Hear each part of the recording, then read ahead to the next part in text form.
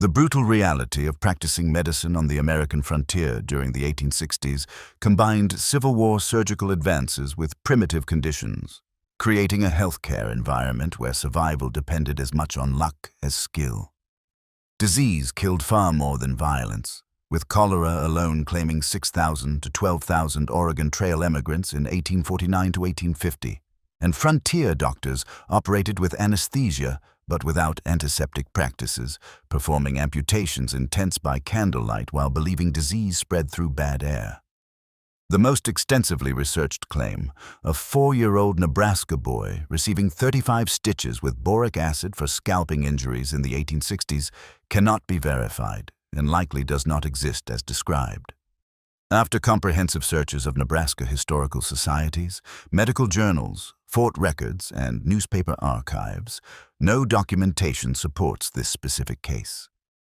The only Nebraska reference to boric acid from that era involves contaminated ice cream cones seized in Omaha in 1910, entirely unrelated to scalping injuries. However, 2 thoroughly documented scalping survival cases from the 1860s do exist with complete medical details, patient names, treating physicians, and physical evidence. William Thompson, an adult male telegraph repair worker, was attacked by approximately 25 Cheyenne warriors on August 6, 1867, near Plum Creek Station, later Lexington, Nebraska.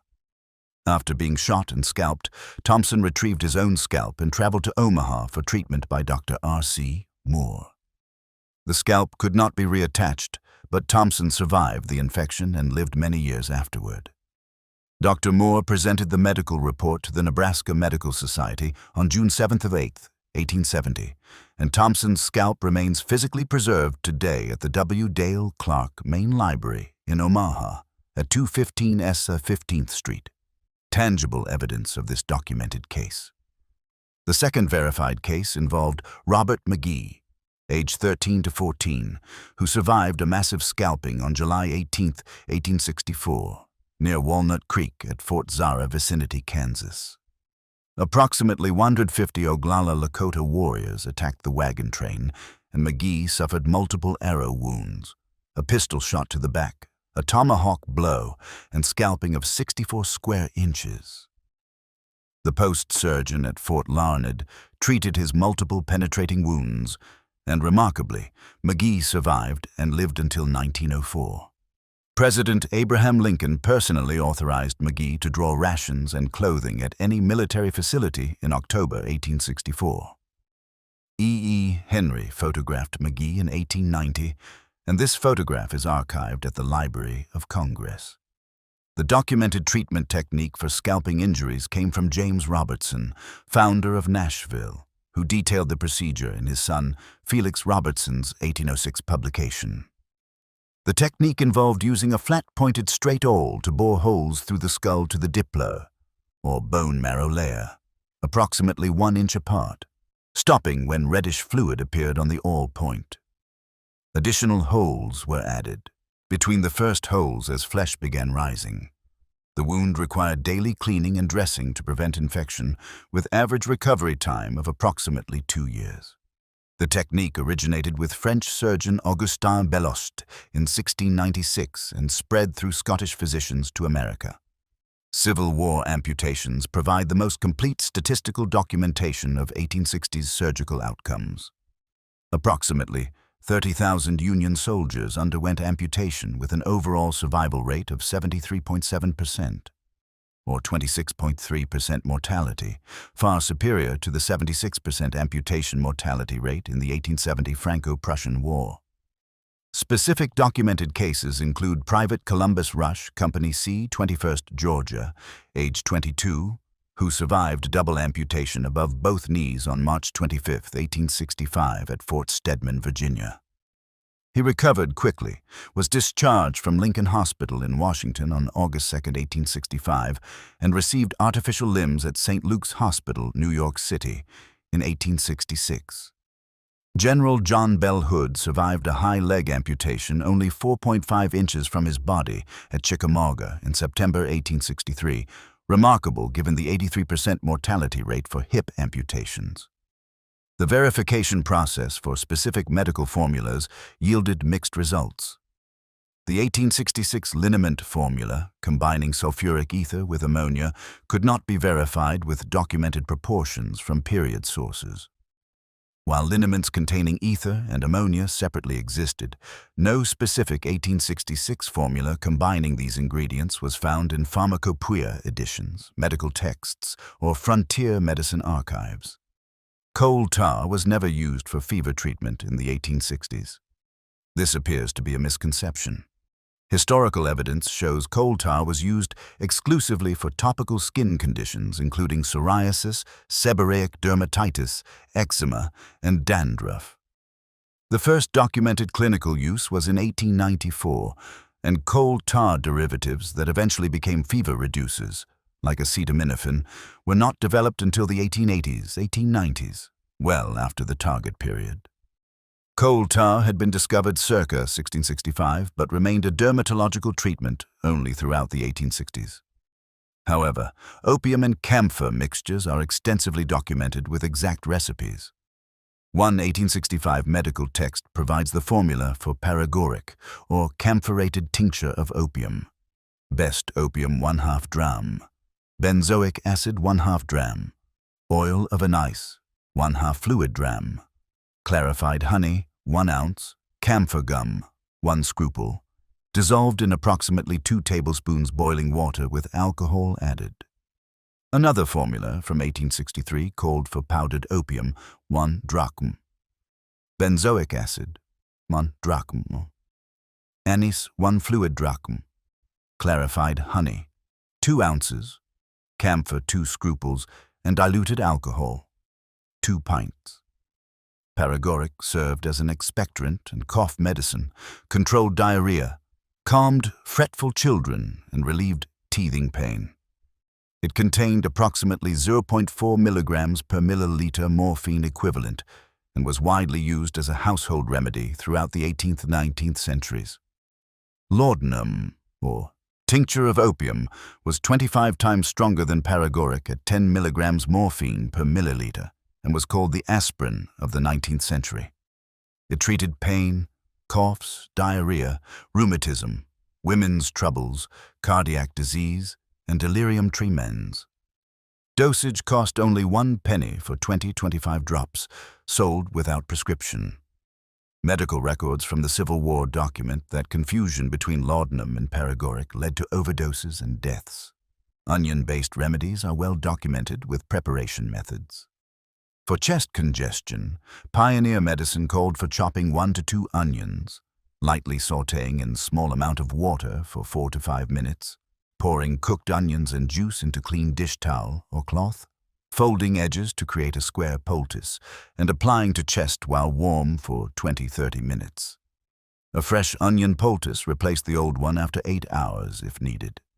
Onions served as expectorants that thinned and loosened mucus, provided antimicrobial properties through organosulfur compounds, reduced inflammation, and acted as bronchodilators. The treatment was considered safer than mustard plasters in areas remote from medical help. Mustard plasters represented standard medical treatment documented in medical texts and home remedy books throughout the 1860s. The medical-grade formula combined mustard powder, 1 tablespoon with flour, 1 tablespoon and enough water or vinegar to create paste consistency. An alternative formula to prevent blistering used mustard powder, 2 tablespoons, flour, 3 tablespoons, and 1 egg white. The mixture was spread on cloth or between 2 pieces of thin muslin and applied to chest, back, or affected area. Practitioners checked every 2 minutes for redness and removed after 15-20 minutes maximum, never exceeding 20 minutes due to risk of blistering and burning. The active ingredient, allyl isothiocyanate, created warming sensation and stimulated blood flow. Mustard plasters treated chest congestion from colds, bronchitis, and pneumonia, rheumatic pains, toothache when applied behind the ear, earache behind the ear, and ague fit or chills applied to the wrists. Dr. Minard's liniment, developed in the 1860s in maritime provinces and Newfoundland, became known as the king of pain relief and provides documented ingredients. Camphor, a natural pain-relieving analgesic from camphor trees, ammonia water as alkaline substance to alleviate burning sensations, medicinal turpentine distilled from pine oil as counter-irritant, spirit of turpentine, salt of ammonia, and gum of camphor. It treated muscle and joint pain relief and rheumatism, applied topically with downward motion rather than circular to avoid tar folliculitis. The formula became widespread throughout maritime provinces, Quebec and Ontario. Calomel, or mercury chloride, despite causing softened gums and tooth loss from mercury poisoning, remained standard frontier medical practice. Doctors prescribed it in staggering doses as a purgative to supposedly cleanse the system by causing saliva to pour from the mouth. Blue mass, combining mercury with chalk or calcium carbonate, served as another mercury-based purgative for constipation, with all the attendant risks of mercury poisoning, tooth loss, and neurological damage. Quinine represented one of few truly effective drugs available to frontier physicians by the 1840s and 1860s, treating malaria and reducing fevers.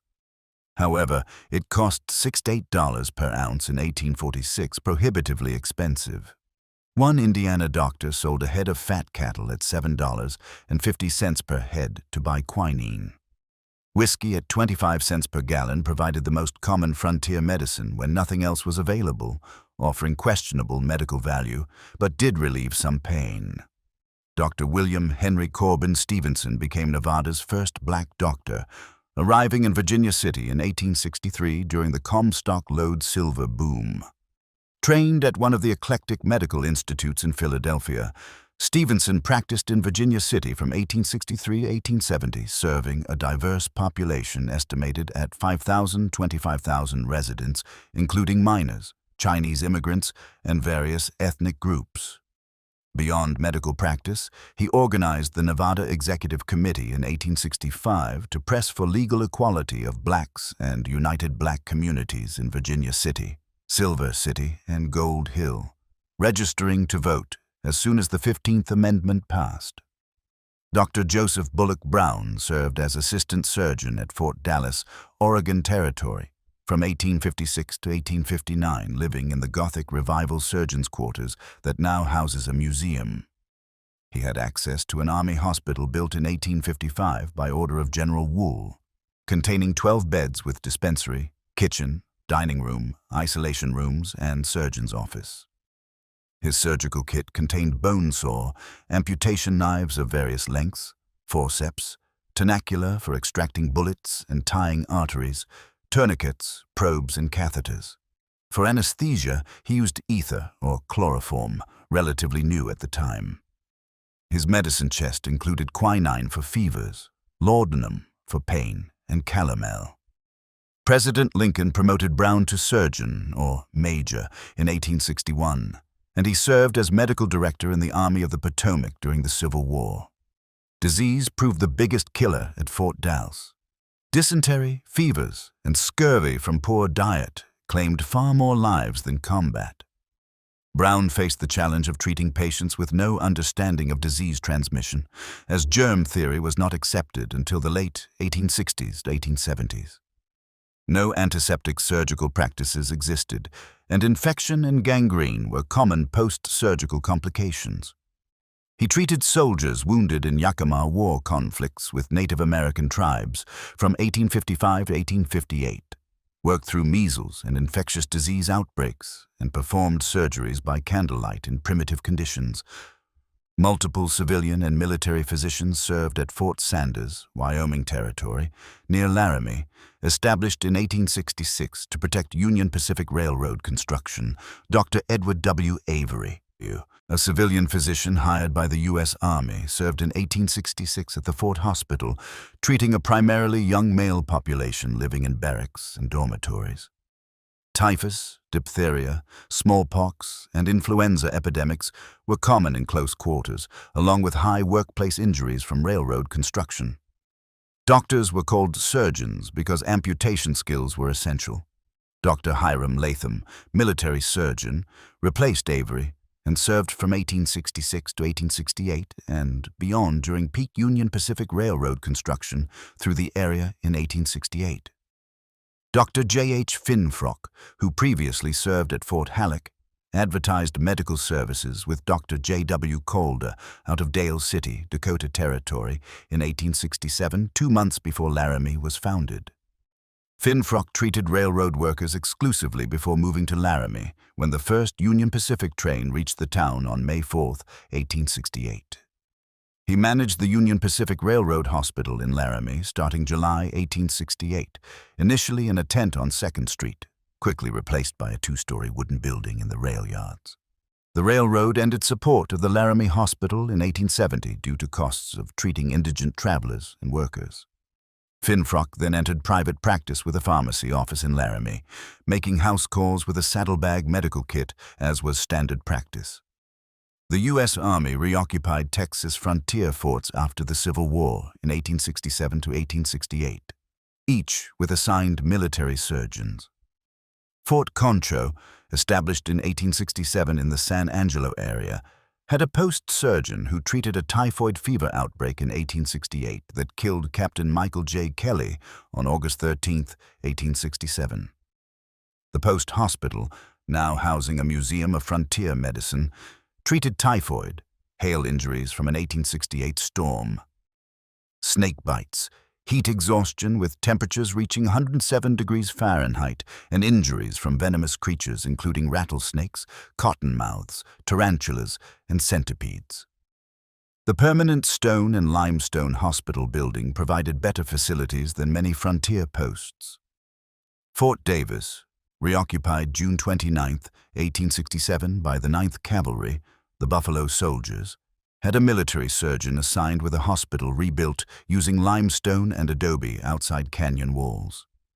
The mild, pleasant climate provided better conditions than many frontier posts, though surgeons treated combat wounds from Apache conflicts. Buffalo Soldiers served from 1867 to 1885, and the hospital building survives as a historic site managed by the National Park Service. Until the 1860s, no medical degree was required to practice medicine, and only an estimated 25% of frontier doctors held formal degrees. Most learned through apprenticeship, some were self-taught healers. Medical schools that did exist typically required only 2 4-month sessions with no clinical experience before graduation.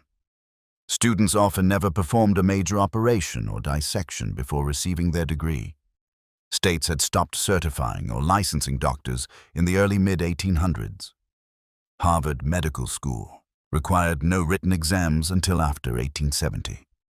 Frontier doctors typically traveled 50 and more miles to see patients, operated by candlelight in patients' homes, tents, or primitive cabins, and were limited to supplies that could be carried in saddlebags on horseback.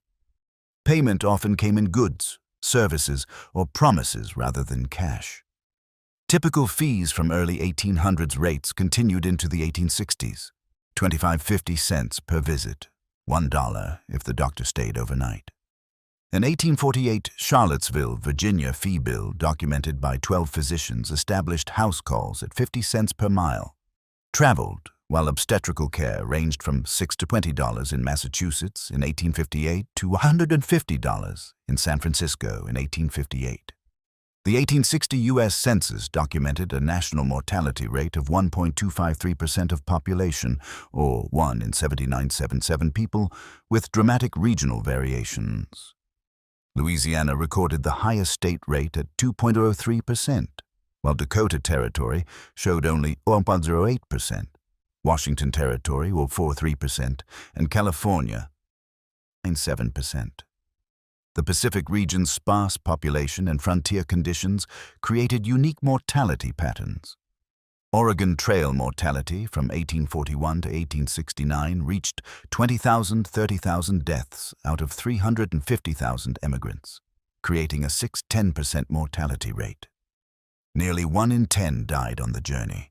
The 2,000-mile journey averaged 10 to 15 deaths per mile.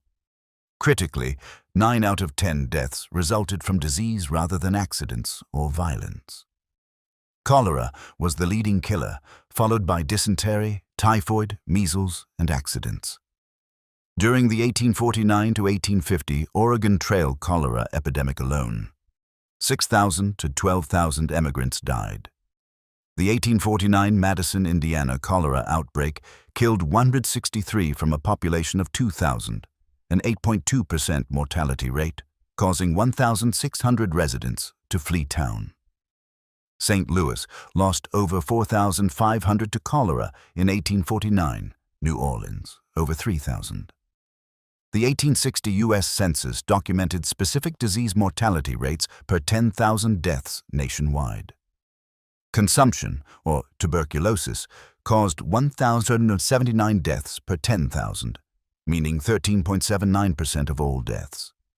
Pneumonia accounted for 761 deaths, or 7.61%. Scarlet fever caused 741 deaths, or 7.41%. Typhoid fever resulted in 540 deaths, or 5.4%. Croup killed 427 people, or 4.27%. Dysentery accounted for 294 deaths, or 2.94%. Diarrhea caused 220 deaths, or 2.2%. Whooping cough killed 239 people, or 2.39%. Measles caused 109 deaths, or 1.09%.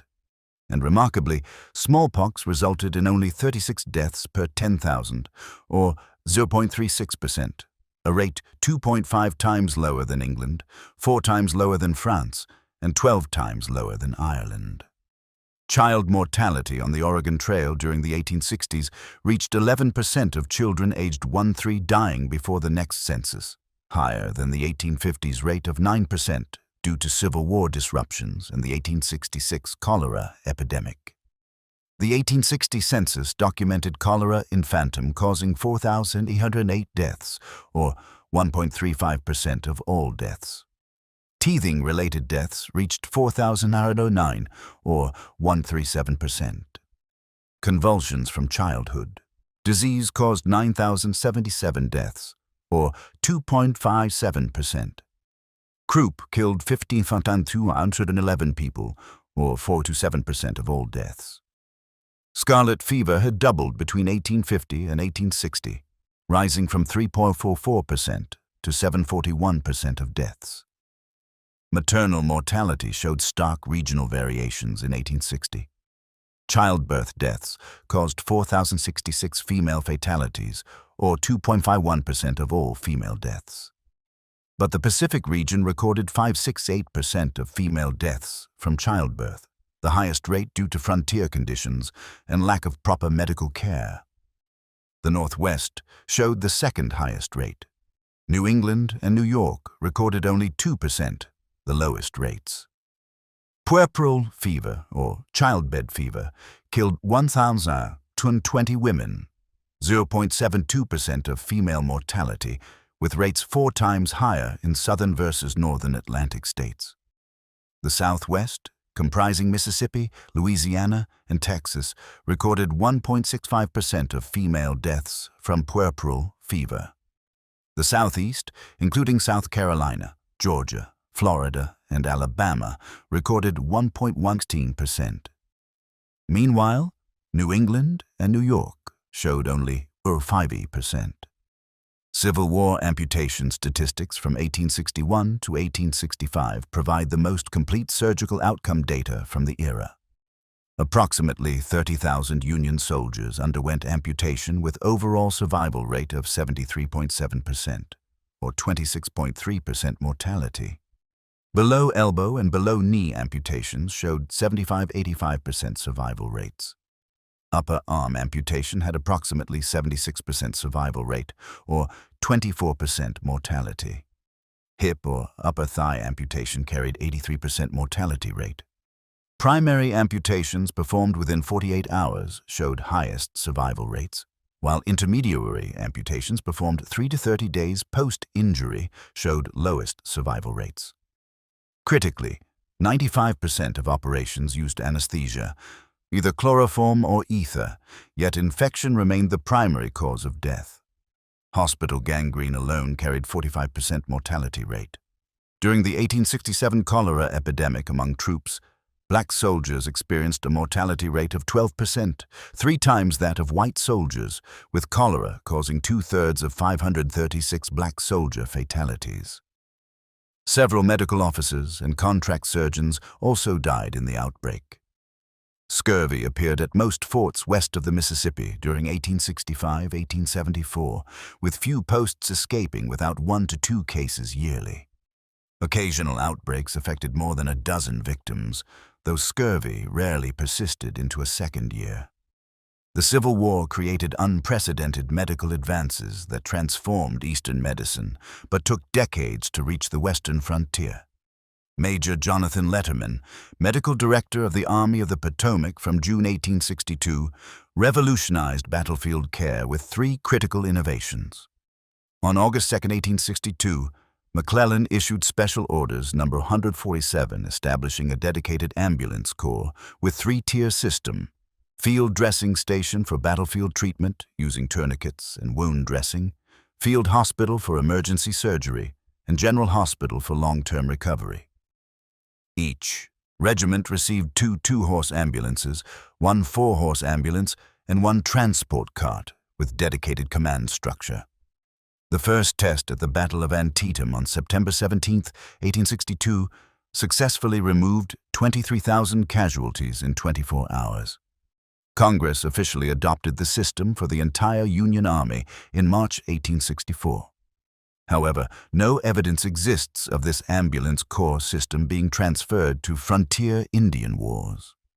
Frontier surgeons often worked alone or with minimal staff, and battlefield evacuation remained ad hoc during conflicts with Native American tribes.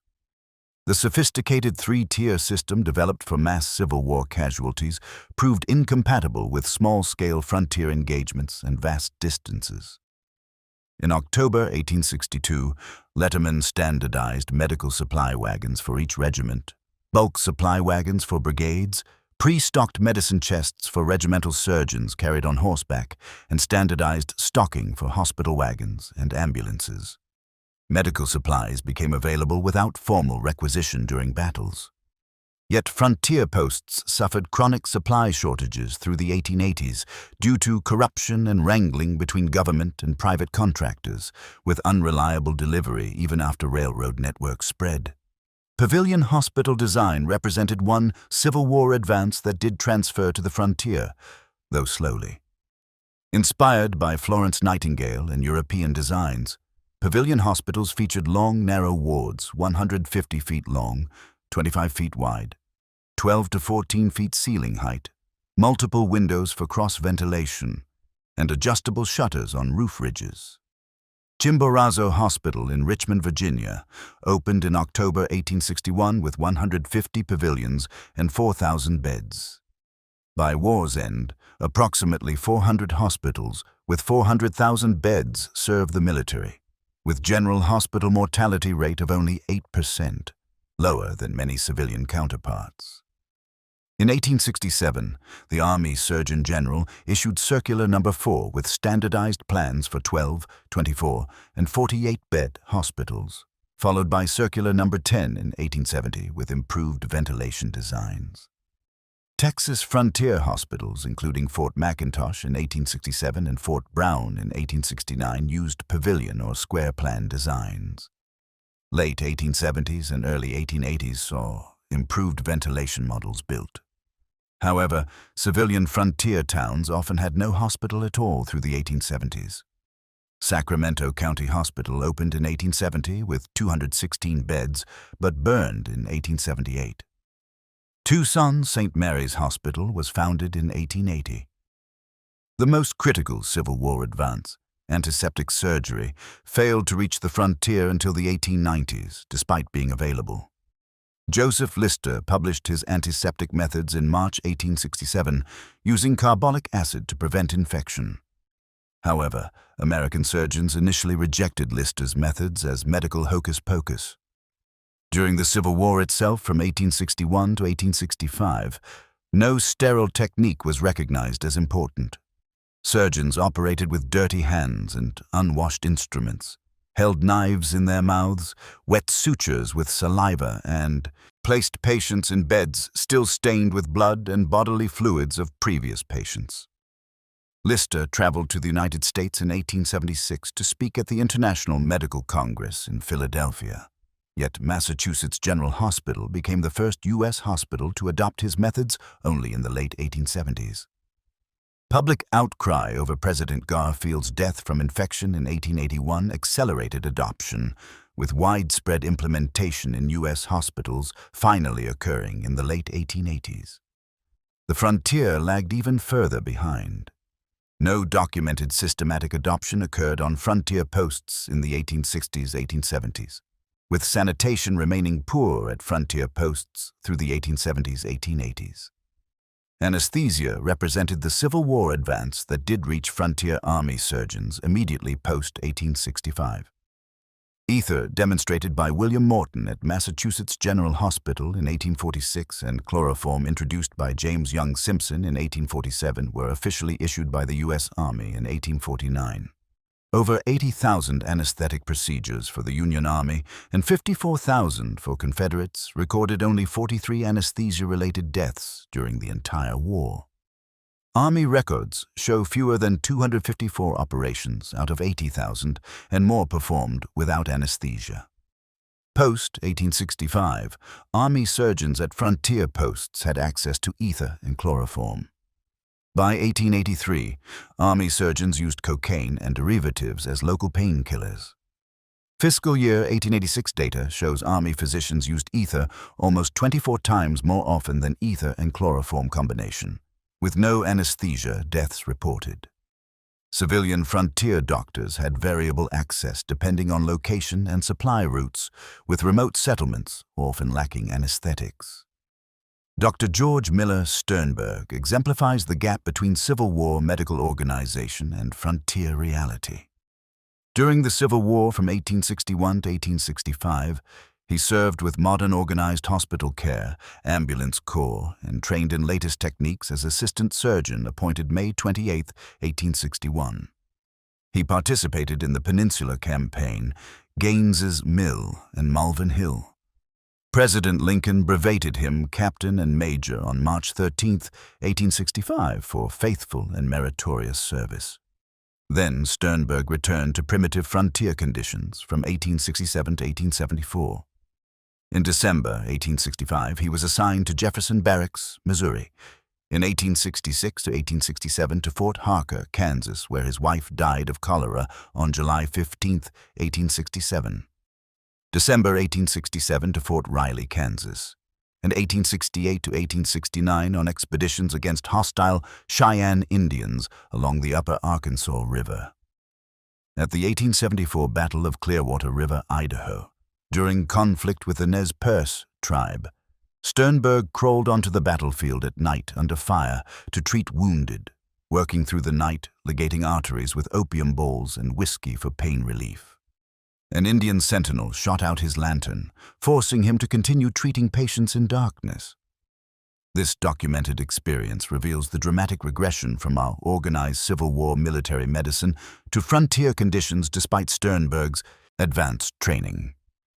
The Medical and Surgical History of the War of the Rebellion, published in 6 volumes from 1870 to 1888, under direction of Surgeon General Joseph K. Barnes, compiled tens of thousands of surgical cases and diseases with comprehensive statistical data on wounds, treatments, and mortality rates. This represented one of the most extensive data collection efforts in the history of wartime medicine and was available to military and civilian physicians.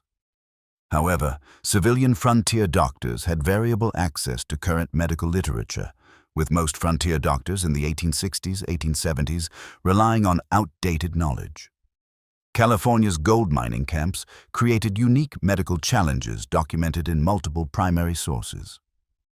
The Pacific Medical and Surgical Journal from 1858 to 1888 covered San Francisco hospitals, California medical societies, and gold mining camp medical cases. Dr. Hugh H. Toland established practice in San Francisco in 1852, shipping surgical kits and packaged medicines to mining camps via Wells Fargo to treat cholera, typhoid, scurvy, and violent injuries. Letters from the 1850s to 1860s describe mining camp medical conditions, and a memorandum book from 1850-1852 details rampant sickness during travel and mining. Denver City Hospital, founded June 1860 by Dr. John F. Hamilton and Dr. O.D. Cass, performed its first documented surgery on Dr. Stone himself, an arm amputation in 1860. The hospital later evolved into Denver General Hospital in 1923, now Denver Health. Colorado's high elevation created altitude sickness challenges, with Denver at 5,280 feet and mining camps at 8,000 to 12,000 feet, straining respiratory systems. Starting in the 1860s, Colorado was promoted for tuberculosis treatment with clean air and sunshine therapy, establishing multiple sanatoriums in the 1860s, 1880s. Virginia City, Nevada, at the Comstock Lode, operated at 6,200 feet elevation during boom years of the 1860s-1870s with estimated population of 5,000-25,000. The Territorial Enterprise newspaper from 1861-1916 provided primary documentation of mining accidents, typhoid outbreaks, and pneumonia cases. Mark Twain reported for this paper, 1862-1864. Mining accidents occurred daily from Comstock Lode operations, and limited clean water at high elevation contributed to repeated typhoid epidemics. Montana Territory gold rush camps at Bannock from 1862-1870s, and Virginia City, Montana from 1863 created overnight medical challenges. Bannock population reached 3,000 to 5,000 by summer 1863. Dr. Levitt arrived in 1862, practicing medicine while simultaneously mining gold before moving to Butte. Virginia City, Montana, in Alder Gulch, peaked at 10,000 population in 1864, with medical facilities documented 1863-1875. Harsh winters caused frequent frostbite. Mining accidents required amputations, and typhoid and malaria from creek water killed many. Fort Laramie, Fort Bridger, Fort Phil Kearny, and Fort C.F. Smith in Wyoming Territory maintained medical records now, held at the National Archives. These include Fort Hospital registers from 1861 to 1870, medical returns and sick reports from 1867-1917, and contract surgeon records from 1862-1915. The Oregon Trail and Overland Trail sections through Wyoming saw cholera epidemics that rarely continued past Fort Laramie due to higher elevation. Collections of diary volumes from 49 diarists document medical crises from 1846 to 1869. Texas frontier forts faced unique challenges from extreme heat, venomous creatures, and sparse medical resources. Fort Concho recorded temperatures reaching 107 degrees Fahrenheit, with post surgeons treating heat exhaustion, rattlesnakes, cottonmouths, tarantulas, and centipedes alongside typhoid and combat injuries. Arizona Territory medical challenges centered on desert dehydration, heat stroke, and scorpion and snake bites. New Mexico Territory's Santa Fe Trail documented medical crises in trader diaries. The National Archives Office of Surgeon General contains the most comprehensive primary source collection for 1860s frontier military medicine, covering 1775 to 1987 with strong 1860s representation. Holdings include 530 linear feet of received correspondence from 1818 to 1889, hospital registers and staff lists from 1861 to 1870, annual and monthly reports of sick and wounded from 1867-1917, military service cards of medical officers from 1775-1917, and contract surgeon records from 1862-1915. Regional National Archives locations provide access. Fort Worth for Southwestern records, covering Texas and Oklahoma.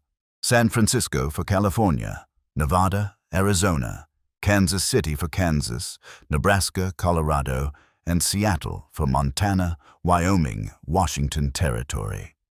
State historical societies maintain crucial documentation. Kansas Historical Society holds frontier medical records and digital archives. History Nebraska preserves Overland Trail Post records. Montana Historical Society documents Gold Rush camp medical cases. California State Archives maintains Sacramento and Gold Rush medical records. The 1860s represented a critical transition period when germ theory remained controversial despite Pasteur's 1861 publication, and frontier doctors practiced based on outdated miasma theory, believing disease spread through bad air. Humoral theory was declining but still influential. The prevailing belief held that disease resulted from direct or indirect inflammation. Koch's postulates establishing the germ theory of disease were not published until 1890, nearly 3 decades after the target period. Frontier physicians operated without understanding infection transmission. Doctors didn't wash hands between patients, surgical instruments remained unwashed, and patients were not isolated by disease type. Medical records document that surgeons held knives in their mouths between cuts, wet sutures with saliva, and reused bandages from previous patients without washing. Laudable pus, thick and creamy from staphylococcal infection, was distinguished from malignant pus, thin and bloody from streptococcal infection, but both indicated infection the doctors could not prevent or effectively treat beyond dissecting dead tissue. Hospital gangrene with 45% mortality rate was treated by dissecting dead tissue, injecting bromine under anesthesia, and isolating patients in separate tents. Yet the underlying bacterial cause remained unknown. Until the 1860s, no state medical licensing boards existed. No prerequisite preparation or entrance exams were required for medical school admission, and the entire medical education consisted of 2 years of lectures in 2 4-month semesters, with the second year repeating the first. Students received no required clinical experience before graduation and often never performed a major operation or dissection before receiving their degree. Medical schools operated as proprietary schools with large entrance fees, and very few students failed. Harvard Medical School required no written exams until after 1870. These physicians then scattered across the frontier with minimal training to face cholera epidemics, traumatic injuries, and childbirth complications with only the limited medications available: quinine, morphine, chloroform, laudanum, calomel, and whiskey. Oliver Wendell Holmes stated in 1860, "I firmly believe that if the whole materia medica as now used, could be sunk to the bottom of the sea, it would be all the better for mankind and all the worse for the fishes." His assessment reflected the reality that most 1860s medications were either ineffective or actively harmful. Calomel caused mercury poisoning. Fowler's solution contained arsenic. Blue mass pills delivered mercury for numerous ailments. Bloodletting, though largely fallen out of fashion by the 1860s, was still occasionally practiced. The frontier medical philosophy held that strong-smelling, vile-tasting, thoroughly disagreeable treatments were the most effective, with drastic remedies considered appropriate for serious ills and pain-signaling efficacy. Commercial liniments bore names like hornet's nest and barbed wire to suggest potency. The documented gap between Eastern medical practice and frontier reality extended 10 to 20 years for major innovations. Eastern hospitals began adopting organized systems during the Civil War, yet frontier posts in the 1870s still faced intolerable conditions, with Fort Laramie described in 1874 as having peaks of manure from cavalry stables and filth and rubbish, offensive in every particular. Inadequate water supply, lack of adequate heat, poor bathing facilities persisted, with Fort Monroe reporting that the greater part of command do not wash their whole persons from November till June. Antiseptic surgery, available in the East by the late 1870s, 1880s, did not reach the frontier until the 1890s or later.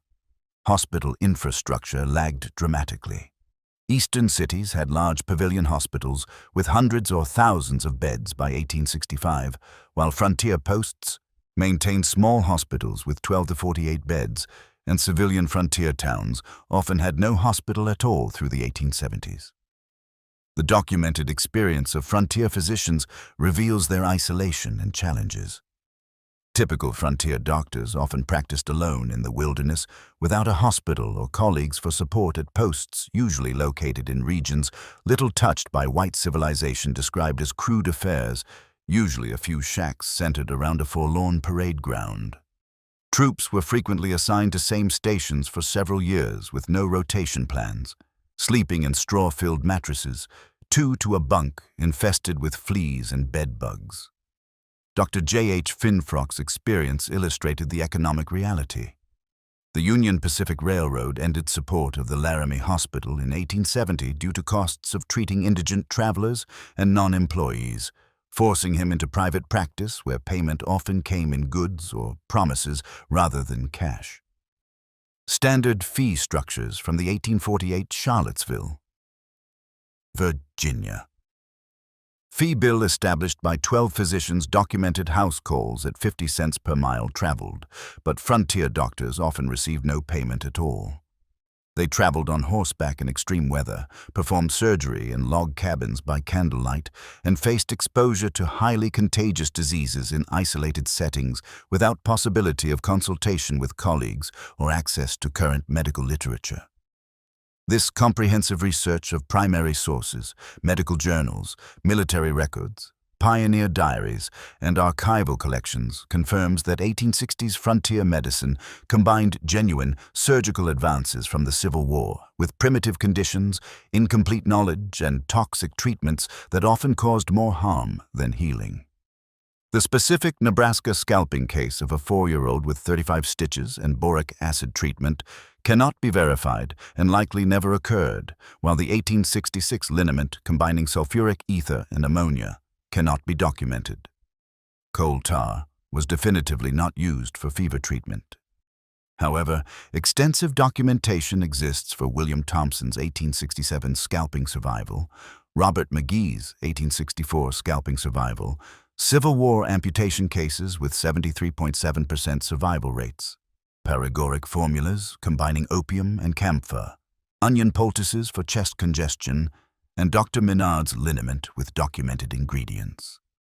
Named physicians including Dr. William Henry Corbin Stevenson in Virginia City from 1863 to 1870, Dr. Joseph Bullock Brown at Fort Dallas from 1856 to 1859, multiple Texas fort surgeons in 1867-1869, and Wyoming doctors at Fort Sanders practiced with formal training ranging from Philadelphia's eclectic medical institutes to military medical education, yet all faced chronic supply shortages, isolation from colleagues, and the impossibility of preventing infection in an era before antiseptic surgery.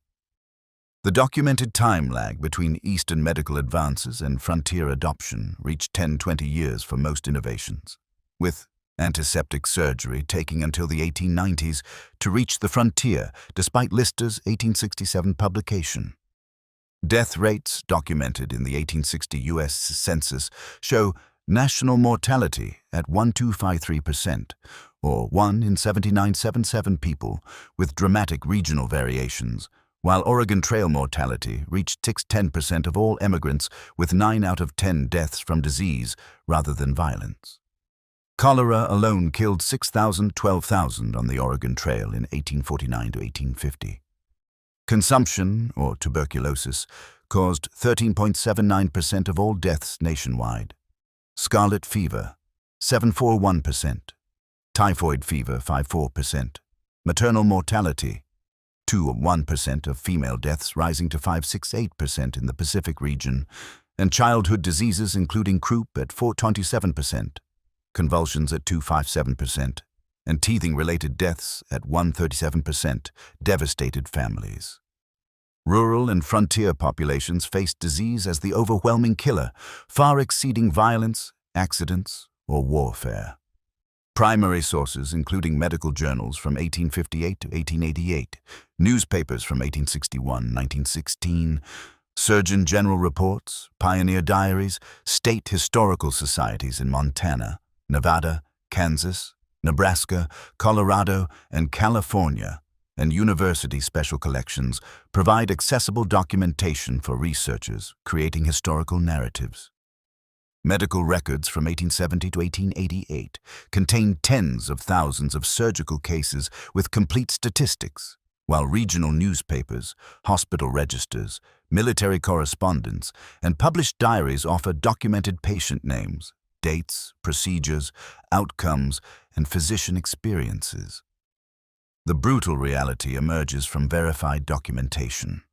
Frontier doctors performed painless but still infected surgeries with anesthesia but without antisepsis, treating patients they couldn't save from diseases they didn't understand, with medicines that often poisoned rather than healed, while facing isolation, inadequate supplies, and conditions that would remain primitive until the 1890s brought antiseptic surgery and the 1910s reformed medical education.